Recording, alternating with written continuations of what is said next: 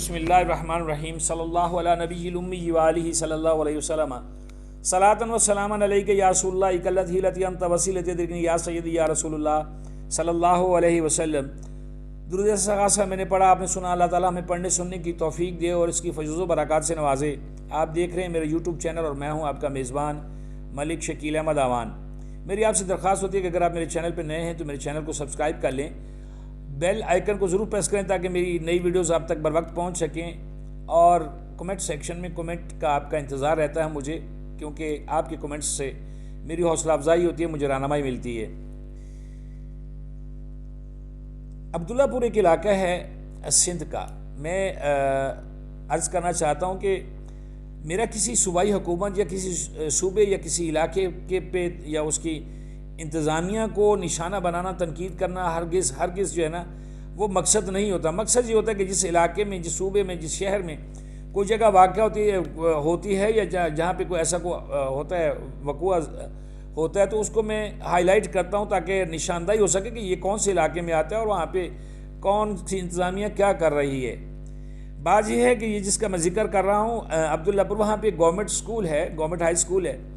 وہاں پہ کچھ جو بچے ہیں وہ، ان کی ایک ویڈیو وائرل ہوئی کہ وہ پانی سے گزر کے جو ہے وہ سکول جاتے ہیں، اور ان کے بڑے یعنی کہ ان کے بھائی، ان کے والد یا بچیوں کے، جو بالخصوص بچیاں کندھوں پہ بیٹھی ہوئی نظر آ رہی ہیں کہ جی بچیوں کو کندھوں پہ اٹھا کے وہ سڑک پار کرواتے ہیں، کیونکہ وہ اس طرف سکول نہیں ہے جہاں پہ وہ پڑھائیں، وہ پانی پار کرواتے ہیں۔ اور بستوں کا ڈھیر ایک بندے نے اٹھایا ہوا ہے، ویڈیو میں آپ دیکھ سکتے ہیں کہ کیسے وہ بچوں کو اٹھا کے کندھوں پہ لے کے جا رہے ہیں۔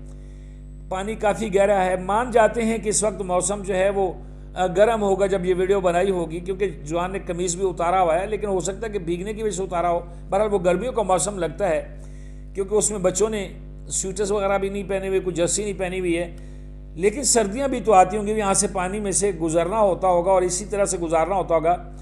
سوچیں کہ وہ لوگ اتنے غریب یا اتنے پسماندہ علاقے میں رہتے ہیں، تو ان کے جو مالی حالات ہیں وہ کتنے جو ہے وہ کمزور ہوں گے۔ اگر بستوں کے وہ جو اکٹھا وہ اس نے اٹھایا ہوا، اتنا بھار اٹھایا ہوا ہے، اگر بسیں پانی میں گر جائیں اور پانی برد ہو جائیں کتابیں، تو کیا وہ لے سکیں گے؟ یا اسکولوں سے چھٹی ہو جائے گی؟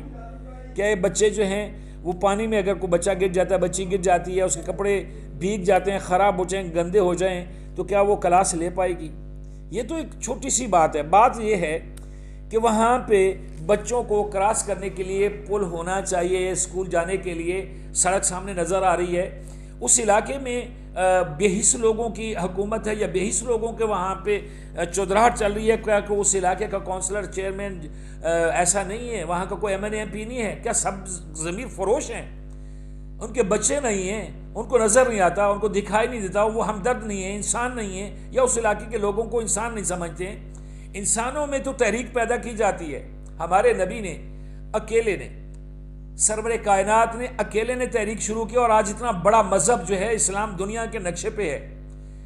تحریک پیدا کرنا ہوتی ہے۔ انہوں نے دعوت دی لوگوں کو کہ جی آپ ایسا کریں گے، اس میں حق تعالیٰ جو ہے وہ خوش ہوتا ہے، اللہ رب العزت خوش ہوتے ہیں، ایسا ہے، اللہ تعالیٰ وحدہ لا شریک ہے۔ تو کس زمانے میں، جاہلیت کے زمانے میں، ایک شخص اٹھتا ہے اور وہ تبلیغ کرتا ہے اور لوگوں کو جو ہے اکٹھا کرتا ہے، سیدھی راہ پہ لے آتا ہے۔ ابھی بھی وہاں پہ کوئی ایسا، چلیں جی یہ سیاستدان تو فصلی بٹیرے ہوتے ہیں، کوئی وہاں پہ کوئی اسکول ٹیچر ایسا، کوئی محلے کا، کوئی علاقے کا چودھری ایسا نہیں ہے جو وہاں پہ تحریک پیدا کرے کہ جاؤ آؤ تھوڑا تھوڑا پیسہ اکٹھا کرتے ہیں اور یہاں پہ کاغذی پل کھڑا کر لیتے ہیں۔